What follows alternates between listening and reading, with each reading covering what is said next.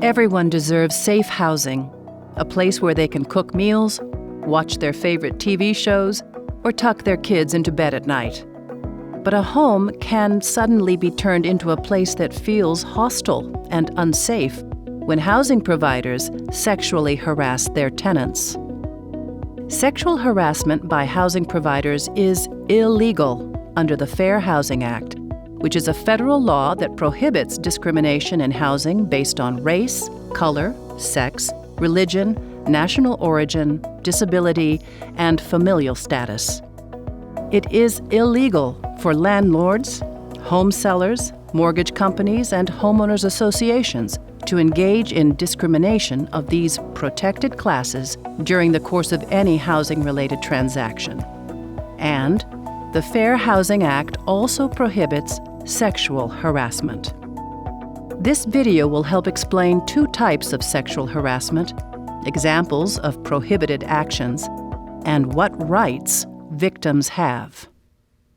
The two types of sexual harassment are quid pro quo harassment and hostile environment harassment. Quid pro quo. This basically means this for that.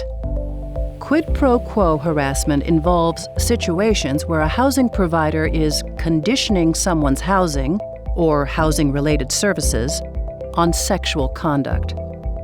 The following are examples of what quid pro quo harassment might look like. You're 3 weeks behind on rent. I'm supposed to give you this 3-day eviction notice, but I don't want to do that, and I think we could work something else out. Well, I'm just waiting on my unemployment. As soon as it gets approved, I can get my rent caught up. I can't really wait any longer. You're already so far behind. Why don't you think about what your options are, and if you want to work something out, come to my place tonight around 10. I put the address on here. We haven't had heat for 2 days now, and it's supposed to drop below 35 degrees tonight. I understand, and I wish I could help you out, but the owner hasn't authorized the repairs yet. He's still trying to find a way to fix this on the cheap. If we don't get this fixed today, then I'll have to find somewhere else to sleep tonight so I don't freeze. Yeah, it's not right. This should have been fixed already. I hate to see a woman be upset, so I'll do you a favor. I'll go buy the parts myself and get this fixed today, and all you have to do is text me the sexiest picture of yourself you have on your phone right now as a thank you. This type of quid pro quo sexual harassment violates the Fair Housing Act, and housing providers who are found to have engaged in sexual harassment can be ordered to pay damages and penalties that can be substantial. In a recent Department of Justice sexual harassment case, where a landlord terminated the tenancies of women who refused to engage in sexual conduct with him, the landlord was ordered to pay $160,000 in damages and penalties. In addition to quid pro quo harassment, hostile environment harassment also violates the Fair Housing Act. This is when a housing provider or their employees engage in sexual behavior that is so severe or pervasive that it results in an environment that is intimidating or hostile. The following are examples of what hostile environment harassment might look like. You are looking gorgeous today.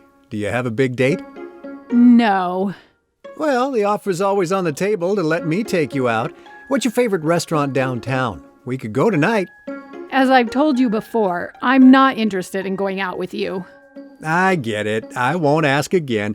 Just give me a hug before you leave. Sexual harassment violates the Fair Housing Act regardless of the gender of the harasser or the gender of the victim. I love to see you taking such good care of my property. You and your husband are some of the best tenants I've had. Oh, I didn't know you were coming by today. I like to do surprise inspections. Since I'm here, I can help you clean these windows.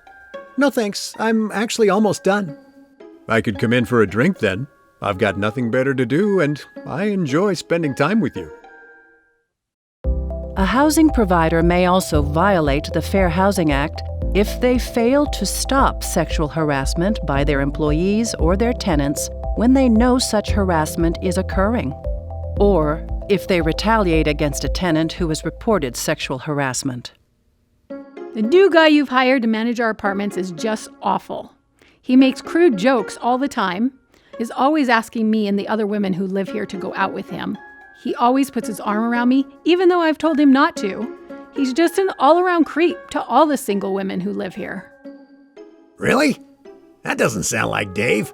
It seems to me that maybe you just aren't a good fit for this complex. I've known Dave for years, and he's a good guy. I think you'll be happier if you look for another place to live. We'll be sending you a 30-day notice.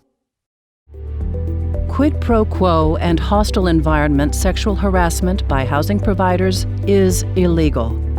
If you are a victim of sexual harassment in your housing, you have the right to file a Fair Housing Act complaint with the Department of Housing and Urban Development by calling 1-800-669-9777 or 1-800-927-9275 for TTY, or by visiting HUD.gov.